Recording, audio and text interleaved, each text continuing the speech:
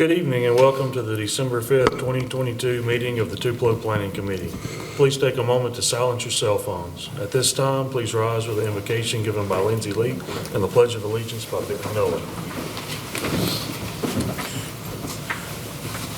Heavenly Father, please bless our judgment. Use it that would be pleasing in your manner. Please be with our government, our city, state, and nation. Amen. Amen. Face the flag, attention, salute, pledge. I pledge allegiance to the flag of the United States of America and to the republic for which it stands, one nation, under God, indivisible, with liberty and justice for all. Thank you. Be seated.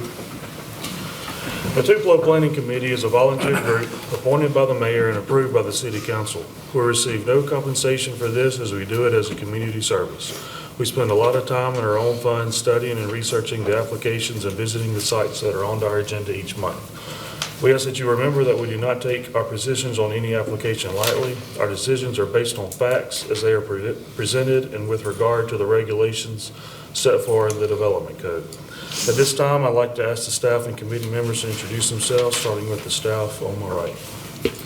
Tanner Newman, Director of Development Services. Russ Wilson, Zoning Administrator. Mark Williams. Bentley Nolan. Scott Davis. Lindsay Leak. Leslie Mart. Patty Thompson. Has everyone had a chance to review the minutes of the last meeting? Yes, I make a motion that we accept them as presented. Second. Motion by Patty and a second by Leslie. All in favor, raise your right hand. And that's unanimous. Do we have anything to report on the council actions from our last meeting? Do not. Okay. And the old business TA 22-02 remains in legal review? That's correct. Okay. So we're going to move on to new business tonight. The only item on the agenda is MAJ SUB 22-04, JS LLC, major subdivision application, preliminary plat review for Scruggs Commons subdivision of Lot 5.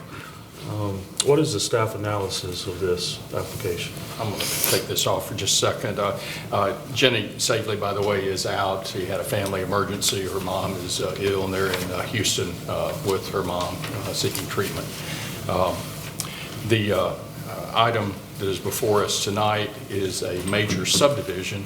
And in a way, this application is sort of an anomaly.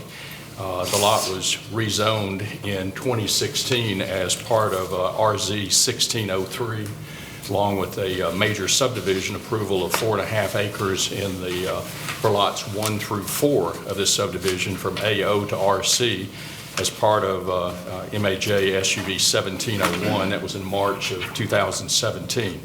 Somehow in the rezoning process, we rezoned all 5 lots to RC, but the subdivision application was only covering 4 lots.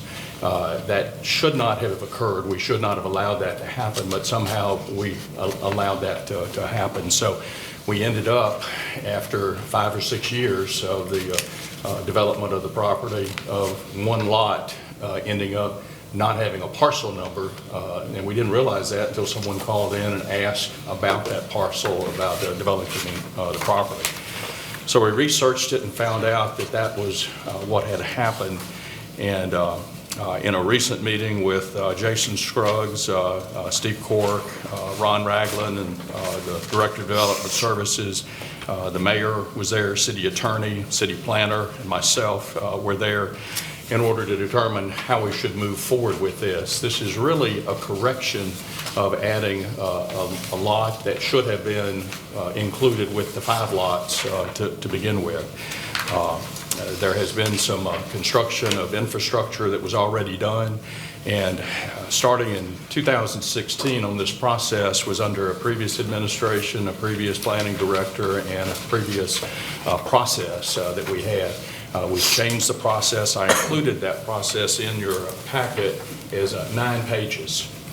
And this has been reviewed with the applicant, and any further development that is done in that after we get things corrected will be following to a T these requirements.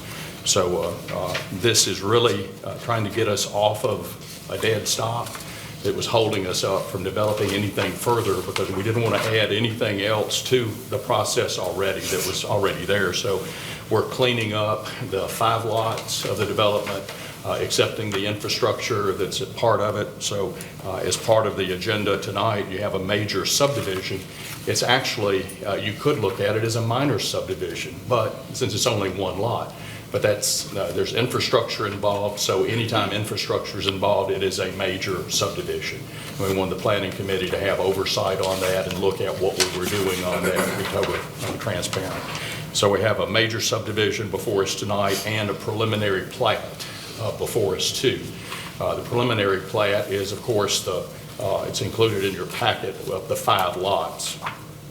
And we will look at the site plan for Lot 5 as a minor site plan, which is defined in the code in section 1210.3. And minor subdivision is a subdivision that is under 5 lots, but also includes no variances, no requests for anything, nothing that is out of the norm of the code. And our building departments have looked at the site plan, and they have submitted just today a revised site plan that brought it within code. But when I say the site plan, it's actually the building plan. Normally, if you recall in the landmark development, we have a major site plan like that. There were 5 or 6 lots. There were a lot of variances that were required because of setbacks and the way they wanted to move the zoning on some of the properties. So the planning committee always has approval and oversight of that. On this 1 lot, there's really nothing substantially different about it. The layout is included in there, and the plan that they're proposing that the person that wants to buy the lot, what they have proposed in the layout of their car wash is within code. So that's what we have before us tonight. I'd be glad to, when we get to it, to answer any questions, but it's more of a correction than anything else. So the committee is tasked with reviewing the subdivision of Lot 5 from the remainder of the parcel that is there, keeping in mind that the developer must offer the infrastructure that is there and the city accept it, and that will be handled by the city as we normally do. So you're looking for 2 things, approving the major subdivision and approving the preliminary plat? Yes. Okay. Is the applicant here? Yes, sir. Would like to come up and speak and tell us about the application?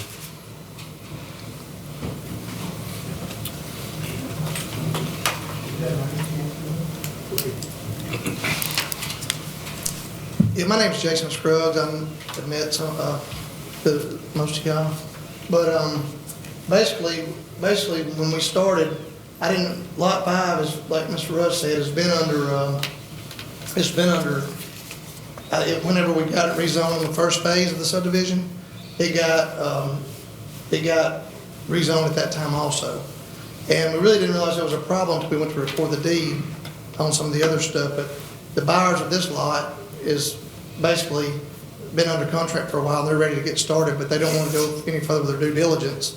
And they've been until we record the plat, and so we're trying to get the Lot 5, and then the rest of the lots down the road, we're going to follow the new administration's plan step by step and submit all of that. Okay. We have some questions for the applicant.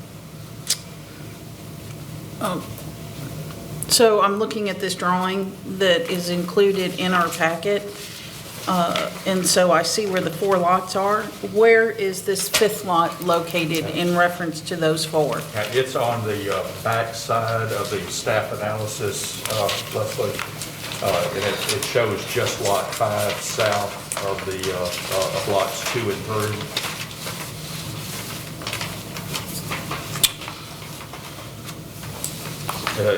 It's listed as Lot 5, Struggs Common Subdivision, North Gloucester Street. Let me see what you, I don't have that. I don't have anything.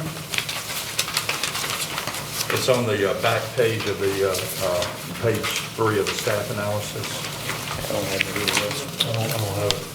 This? Well, No. Somehow I got it. Mark got it. Yeah, Martin. Well, All right, so I see where Mothershed is, and that's to the north. So this will be to the south. It's basically south of Chipotle. Yeah. Chipotle is just right, Actually, excuse me just a second, this is the lot right here.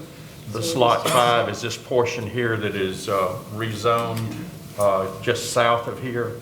It's not, let me go to this other map. So it's here. This portion that is, there are 4 lots right here. The remainder of that is zoned regional commercial that is just south of that is the lot 5. And I apologize, I made copies of all this today together. For some reason it got in some but didn't get in others. But, and if need be, I've got the,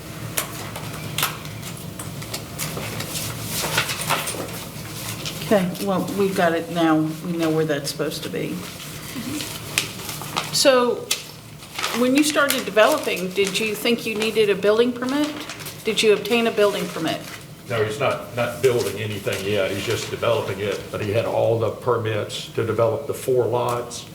And when they started to have people even call, we didn't have a parcel number on lot 5 yet. And that's when we found out that it had not been included in any subdivision.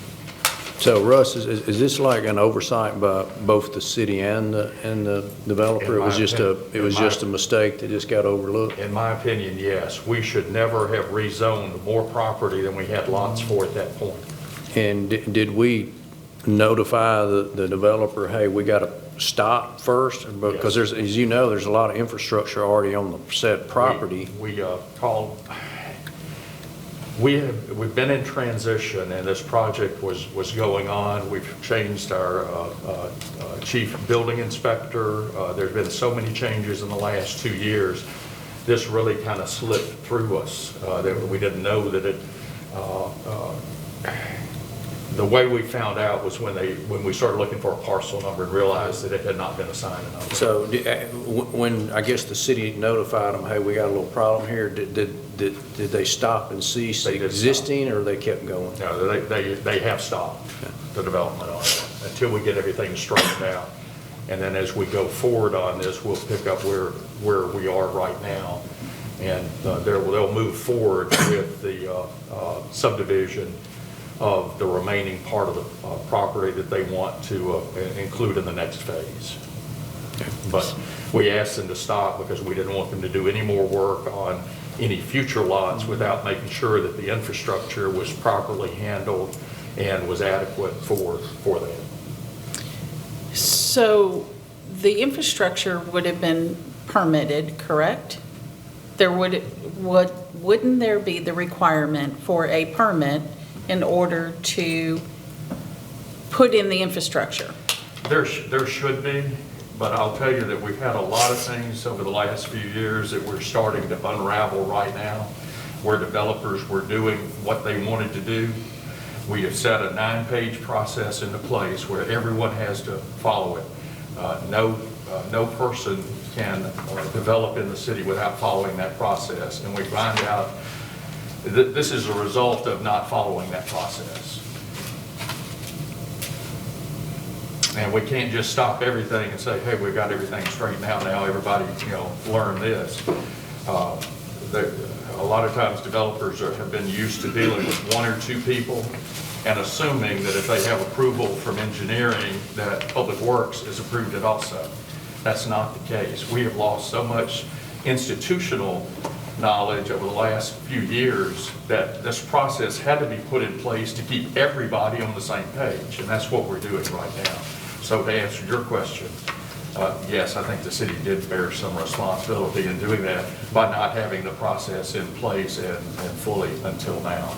Yeah, so there was no malicious intent or anything like that by the developer. It was a timing difference. They thought it had it and how practice had been, and I guess this new 9-page format wouldn't effectively communicate, not just to them, but all developers. It's being done right now as we speak, as we catch folks doing that. They only did what we allowed them to do. We don't do that anymore. Okay. We view this as a correction in policy and in procedure, and are very appreciative of Mr. Scruggs, Mr. Court, for them working with us to correct this on this development and all of their developments moving forward. So, making sure I understand. So, okay, so there was a hiccup in the process. We have our checklist now. Has this checklist been reviewed in regard to this Lot 5 to make sure that Lot 5 is in compliance with all of our requirements? All they need to do right now is to get a parcel number, and in order to do that, they have to have a subdivision of the property, which this committee, needs to, we're asking the committee to approve that in order to allow us to get a parcel number for that, and then move forward with the development. And then any infrastructure that is in place right now will be inspected, and we'll get that on its way to getting that corrected. So this is just a baby step we need to take? It is. Okay. And we're doing that to help them out because we're just trying to make sure that the process is in place without shutting down everything. They've got somebody ready to purchase the property, ready to develop it, but I can't even do anything now because I don't have a parcel number, so it doesn't exist in the legal world.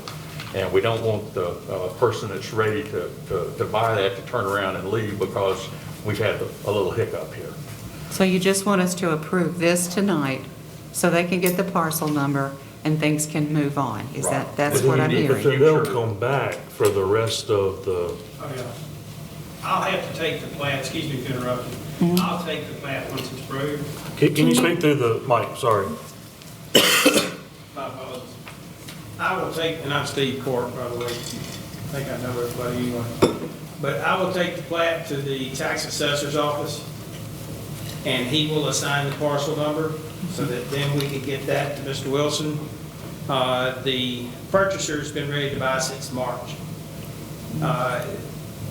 The remainder of the property, all of this will have to be rezoned, and as it's developed, and he may develop it in 2-lot segments, may develop it in 6-lot segments, or 1 lot. I don't know. It depends on the buyers.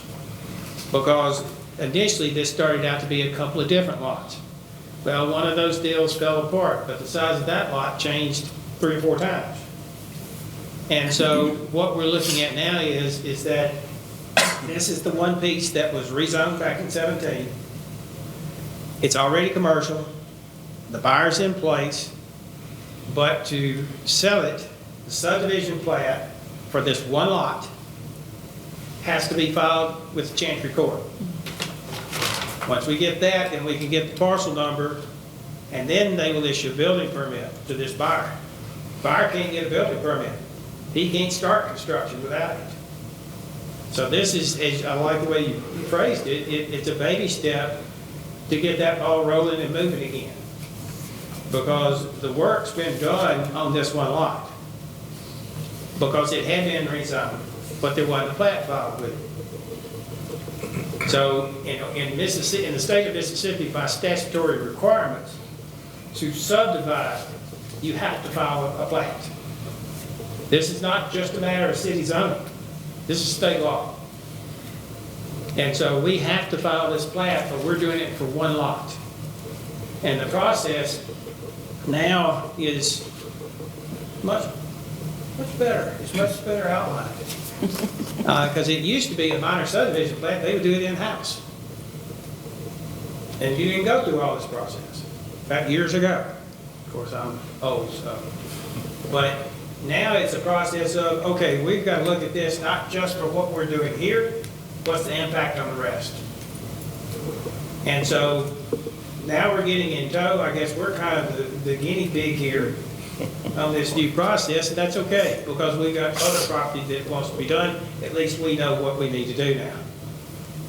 And we get in tow and get it taken care of. And I hope we have exhibited our willingness to do that. And we will plan to continue to do that exactly per their process. Now we know exactly what that's required.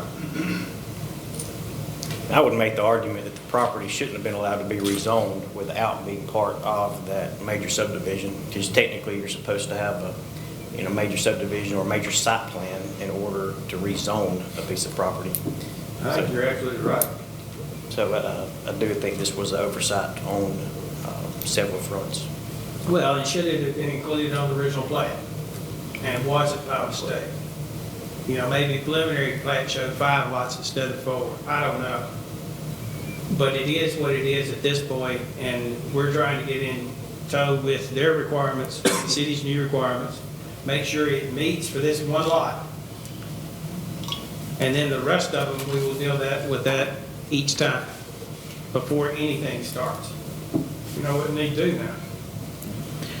So are you guys preparing a site plan for the entire area?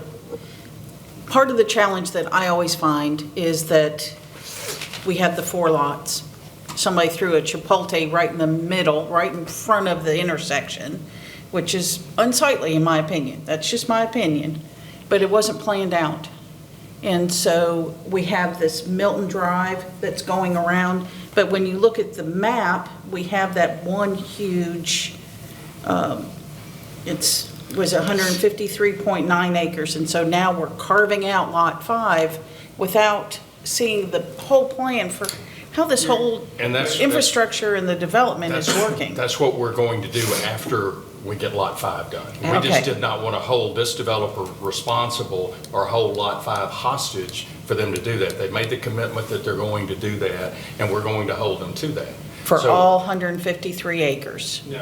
For I'll whatever, let them speak on, I would let Mr. Ford. So is it your intent to submit the major plan for all 153 acres? I think your problem with doing that is that you've got to factor in that you potentially obligate yourself to liability with people that buy lots. That if you have set out a plan saying, we're gonna turn all this into 2-acre commercial lots, and then you decide that you wanna sell this back portion back here for apartments, and it's zoned properly for apartments, all of a sudden you've opened up yourself potentially to liability by the people that bought the other commercial lots to stop you from putting in apartments. You can't afford to do that. There's litigation that backs that up. So you can, if you do a preliminary plat and you show it, there is that potential for litigation by people that buy within the rest of the development to force you to go by that original preliminary plan. That's the fallacy and danger of doing that. So the flip side of it is we are planning how we want to see that area develop. And how, Circumstances change. so how do we know as a city that we have the proper infrastructure to support what is going to be happening out there? Because as each phase is developed, infrastructure is put in according to that phase. You're not going to go out and do infrastructure for all of it in one way. It's like they did the initial 4 lots. And they did the infrastructure for the initial 4 lots. Now they're doing the infrastructure for this 1 lot 5 that we've now found out wasn't included in the plat, and it was rezoned and everything, and we got a hiccup there. But the rest of it, as the development for an individual phase, it's no different than Ridgeway subdivision, phases 1, 2, and 3. When they laid out phase 1, they didn't know how big the lots were going to be in phase 2. But they didn't do it one lot at a time. No, they did not. So I think what Leslie's getting at is this gonna be a one lot at a time thing for lot 6, then lot 7, or it's gonna be lot 6 through 10. And then because I don't know, I mean, But not all 150. I get the 150, yeah, that seems unreasonable. But at least to fill out the regional commercial, should it not be, that needs to be platted on out to, we'd like to do that, and I know in the Landmark situation, that was a unique situation, but we did have a pandemic, and where the retail that they had originally planned to put in there was no longer viable. It would no longer work for them. So they came before the committee and asked for the committee's We changed that approval 2 or to 3 change it. times. Yeah, Yeah. and that's kind of the way, I think of knowing what is there and what, and in general terms, without, you can move the lot lines around, Yeah. but if they had someone come in and wanted to buy, 5 acres for Yeah. a super development, Yeah. they don't want to be locked in to have to change something of just having lots there for having lots. But I understand that. And Jenny has brought this up. Our city planner is very interested in making sure we have as much advance notice. And somewhere in between that, between the developer's interest and the city's interest in knowing that, it's not a dramatic difference in infrastructure, but they don't want to build a road that they have to tear up if somebody wants more land. And then they don't want to have to, And the other thing is financially, it's not viable for a developer to do one lot at a time. Costs too much, start, stop. But that's basically what we're seeing here. Well, and now, this started out just to on be, lot 5. this started out to be several lots. And then we found out that the process had changed, had not been followed, it was shut down. We've got lot 5 to a point to where it can be done a minor subdivision, but I can tell you that is not Mr. Scruggs' plan, is to do this one lot at a time. Financially, that's just not viable. What we have, Microphone, sorry. It's being recorded. what we have now is, Mr. Russ and Ms. Jeannie has seen it, and what we have now is basically, I would call it a future plan, but nowhere near for the 153 acres, because we can't predict that much, that far back, that much land. But we do have, what we're going to follow the steps that Russ has gave us on the additional lots, which is about more like 7 acres. I think that's about right. Yeah, I think that's fine. I mean, to me, that's a lot more reasonable. Than doing it one lot at a time is not right, and making you required to do all that 100-something acres is The not only reason, right. the lot 5 is the only lot that's been, actually, it's under contract now. They've been pushing for it, and we didn't really realize we had a problem until we had a problem. So now, basically, they're wanting to get the deed recorded where they can go with their city, getting their permitting and all that. So that's the holdup now, and that's why lot 5, but as we get it through, we're gonna submit for the lot 6, 7, and 8 for the rest of it. For what you have built up with the dirt work. Yes, sir. So what you see right now, I was driving by there today, is a total of 8 lots. Overall, you got the original 4, and then this 5, 6, 7, and 8, is that what has already been It's about filled like in? that. Yes, sir. So you're saying that we do this 5, then you're gonna come back with 6, and we'll know how that, Yeah, the next time that we come, or really, we're just put the ball, we're gonna try to get it rolling now as far as getting it all approved and rezoned, but that's the next step, after this process. I think that's kind of where we were, Yeah. you know, I understand. But what Steve was really referring to was just the whole 150 acres, because it is a large parcel. yeah, and I think that's not So, and, realistic to know how all that's gonna work Yeah. now, especially And as with, far as a grand plan, it's kind of the same scenario. yeah. We're kind of, obviously, we would develop it if we had a developer come in wanting to bring something nice for the city in, that would, be good for everybody. But at the end of the day, we don't, with the way the world changes day to day and the way it is now, we're just doing it a phase at a time, so to speak.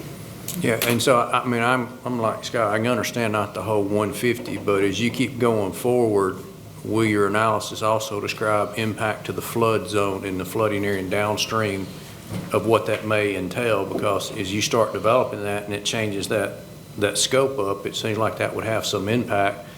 And so I'm not as much as on the infrastructure, but is the flooding that might keep going on, and then particularly farther down than the map shows on the screen there. Yes, sir. Ron, do you want to comment on that? Because we have looked into that. Over half of that 150. Can you state your name, please? Pardon me? Your name? Ron Ragland, I'm the engineer of record. Okay. Over half of the 150 acres that y'all are talking about is in a floodway. And a floodway cannot be filled in unless you compensate by removing area so that you don't have a no-rise, you can provide a no-rise certificate. So it'd be improper to draw lots out there in the floodway. You can't build there. So, and we're at the limit now with the plat that you're going to receive. Yeah, I think that's, I know from what we've kind of, what we were looking at is what has already been built up going to be part of the site plan, and I think that question's been answered. It seems unreasonable to plat out the whole thing, so. Question posed as to the capacity of the infrastructure you're talking about would be water and sewer. And you don't know what's coming in there, so I took into account when I designed the sewer pump station that's in place right now. It will take care of all of these future lots that we're talking about, where the infrastructure's been put in.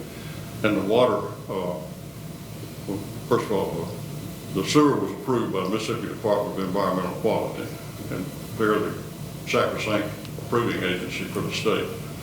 The water, it has to be approved by the health department, and we have approval for it likewise as far as hydraulic capacity goes.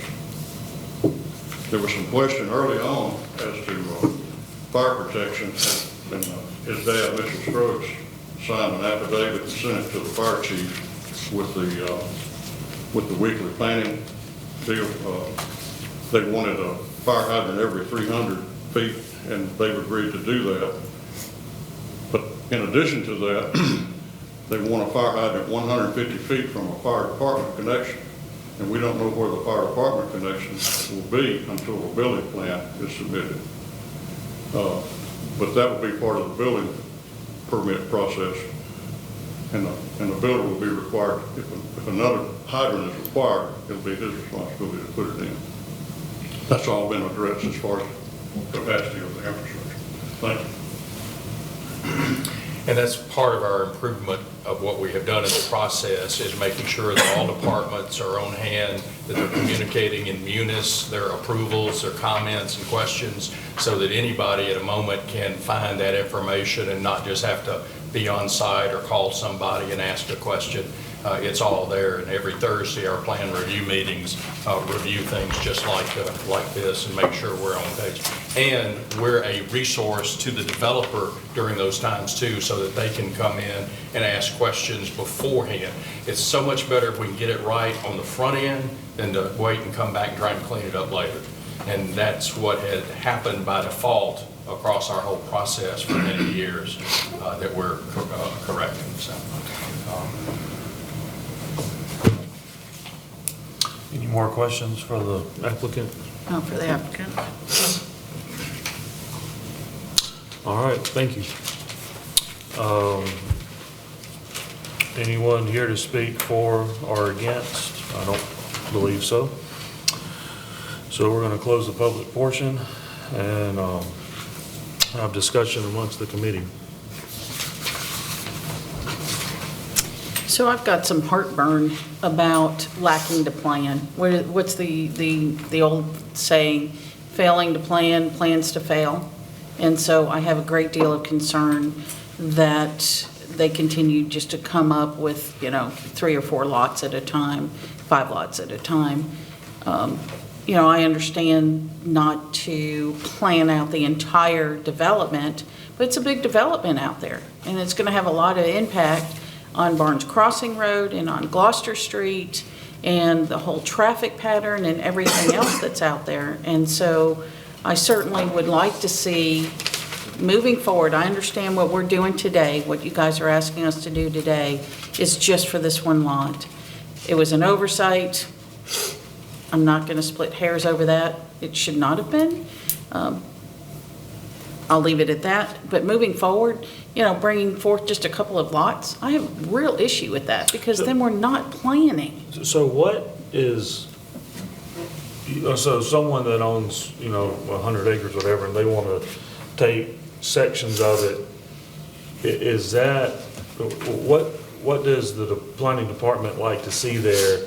I understand the different phases, but how small of like one lot at a time kind of thing you know, that's kind of like Leslie said, how much of a site plan for everything do you want to see versus how little? Because I know that it's, I'm trying to remember how some of that other up there at Barnes Crossing developed. I know there were some parcels and the whole thing was put in at once, and there are others that it was kind of done along the way. So is this uncommon, common? Is this, would you prefer more? I guess I'm trying to say, where does this kind of fit in? Let me say this first. So the current development code that we're under, which the city's been under since 2013, offers no distinction between a major subdivision for residential property versus commercial property. So the majority of what we see is subdivisions for residential property. Well, that's easy to determine what size your lots have to be and how many you can have, because the development code is clear. You know, with the LDR zone or an MDR zone, your largest lot can be this size and your smallest lot can be this size. So you can take 20 acres and, you know, divide it up relatively easy. When it comes to commercial subdivisions, let's just be honest, it's not as easy to do that because you don't know exactly what may end up being proposed as a development out there. And so I think that is something that as we begin our 2040 comprehensive plan process, which we intend to begin at the beginning of the year, that's something we really have to take into consideration and look at our development code, which will come into play following that new comprehensive plan. Is how do we make that distinction and what should the differences be? And so to answer that question honestly, there is no distinction between residential and commercial currently. And the question we have to ask ourselves is, should there be?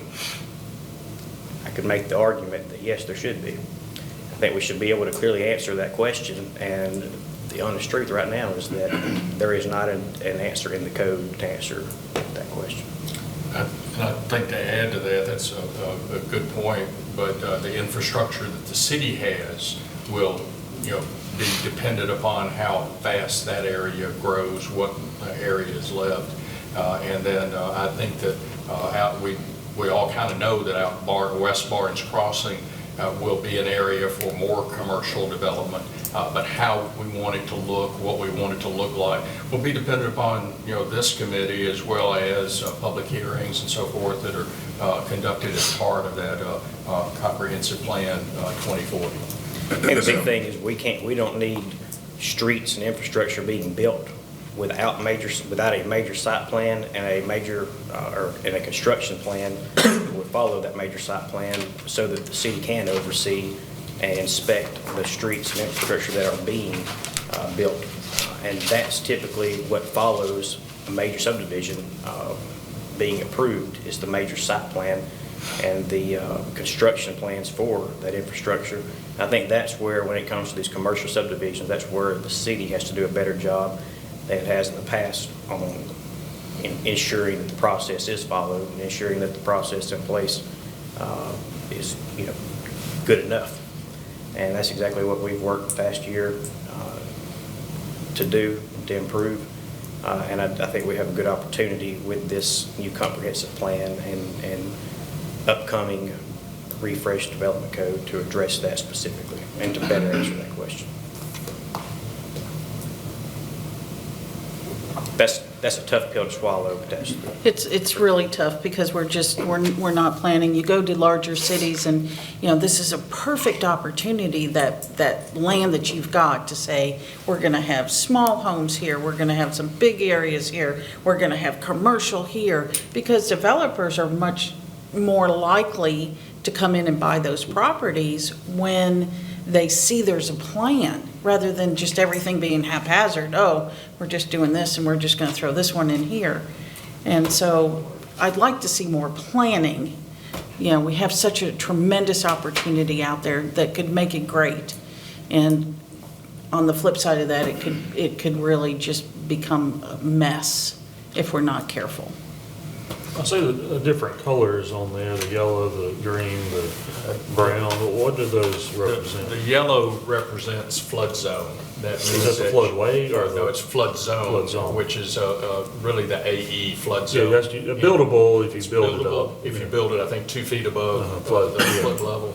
The orange area here is called floodway, and I always remember that as no way So floodway. nothing, so You really, can't build in it unless you can prove that you're compensating for any restricted water flow. so realistically, that green area is the only real buildable It area. is, and in the mall area, in my discussions with our city engineer, as we have collectively over the years displaced more and more of the flood zone, that puts theoretically more pressure on the floodway. So FEMA adjusts their maps every number of years in order to reflect changes in that. So, 2010 is the current map. I beg your pardon, 2010? 2010. So it'll be redone later on at some point to compensate And for it that. could be- They'll it could change. recalculate It could be and changed look a little at any changes that have been made. The brown area on the map is actually is for suspect soils, and almost all of Tupelo has suspect soils, but when you take that off, you can see the floodway even better, or the flood Yeah, zone okay. even better. And you take the floodway out, that's, you see what the real, and if you look at the whole city, the whole challenge for our whole community is that we've got so much floodway and so much flood zone that the developable land gets less and less, even though we got a lot of square miles of infrastructure to cover, but we have less fillable, usable, developable space. And at some point, that's where future planning comes really into play on that, to make sure that we use what we've got the best way. Well, could that, I mean, that land, let's say that's the AE, I mean, could it not be, have a site plan drawn up, but just not filed, the plat's filed, so that it's easier to change, but at least there would be a plan, for in the future? Not necessarily hold them to it now, but that we could at least say, look, this is what my plan is. And we're gonna start with, this section, but at least you would kind of know what the trend is. Well, we changed the landmark thing 3 times, maybe 4 times. But we had something, and then if you go back to look at the original, what it is now is quite different from what they first, but at least they had a plan for the however many acres it was. So that could be something too, is that, look, say, like, you don't have to foul it, but at least let us kind of know, even if it's not this detailed, if it's just kind of broad strokes, this is kind of how we want to. Well, our city planner is heavily involved in looking at that, and was really very adamant about following that in this process too. So Jenny is really looking out for those things in the plan here. So any changes that come forward will come back before this committee. So if we can just when I say put this to bed, take care of this one, and then move forward more knowledgeable for it. I think for everybody. I do think a lot of things transpired through this process and because of this matter that, led us, maybe brought to light some issues that we do need to address through the process. And I am very appreciative of that.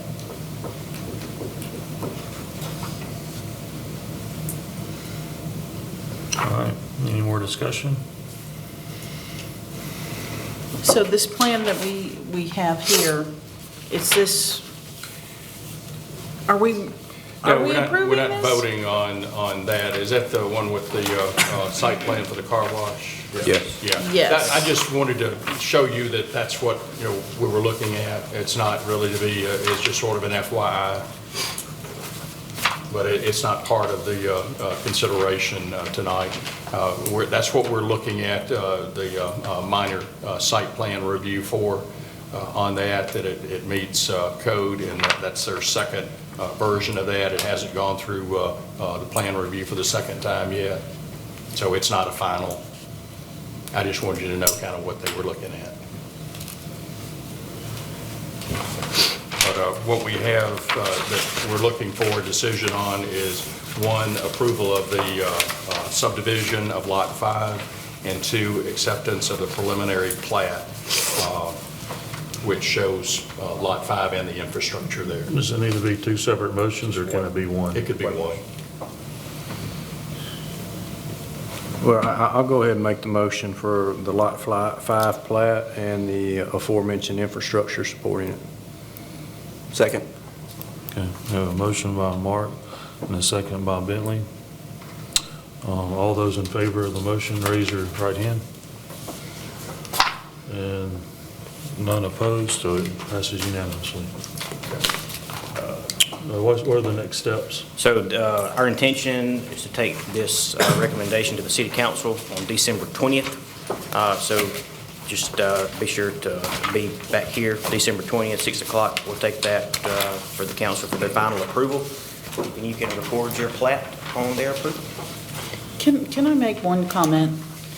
I would just hope that anything that you guys do moving forward, if you've contacted MDEQ for something, you should already be in communication with our planning department.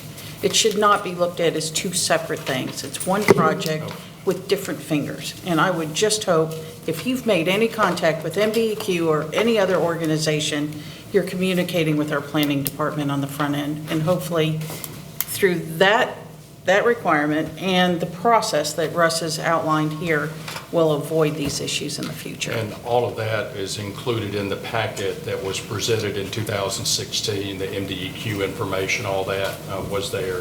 We put that in the packet just as sort of a little bit of the backstory of so forth that was going on. Now, whether we did anything with that or not, or whether it got to the right person, I don't know, Leslie. But well noted that I think our process now allows for those things to be brought up and each department to be held accountable for their areas because everybody's got their hands on it. I appreciate that. Instead of just one or two. And I know I'm a general contractor, Scott's a general contractor, so we have to be licensed. So we've gone through all the law portion to get our licenses, but as a developer, I don't see that our state requires developers to be licensed to know some of these laws. I know that's why you hire an attorney who knows all of those things, but it's super helpful as well when the people who are doing the work and making those decisions have that information. So I'll tell you something else, Leslie, that we've really started, I guess it's probably existed, but never really been enforced or utilized, is our land development permit. So even if you're just clearing property or, doing dirt work, we have a land development permit. If you come in for that, it's free of charge.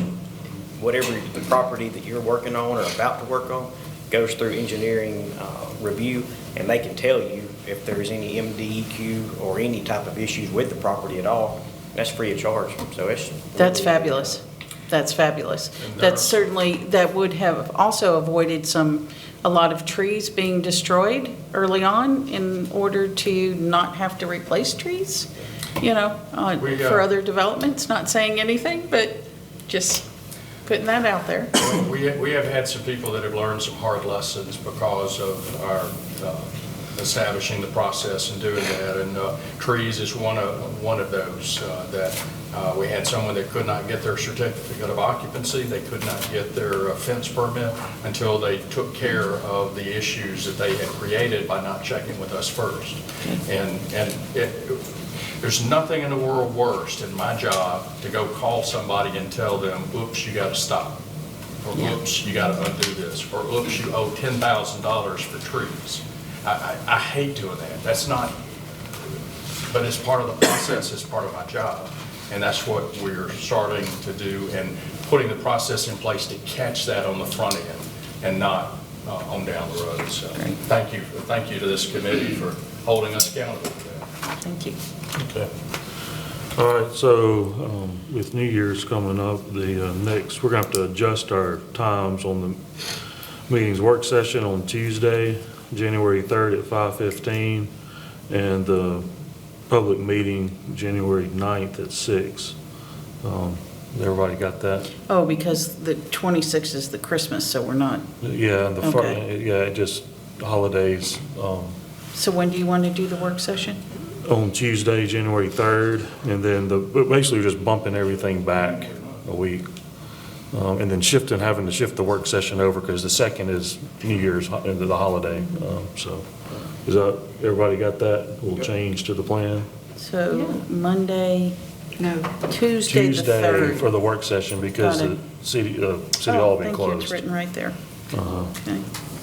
And then a regular public meeting on the 9th at 6. Everybody good? And I'll make a motion, we adjourn. All right, there we go. Thank y'all. Thank you.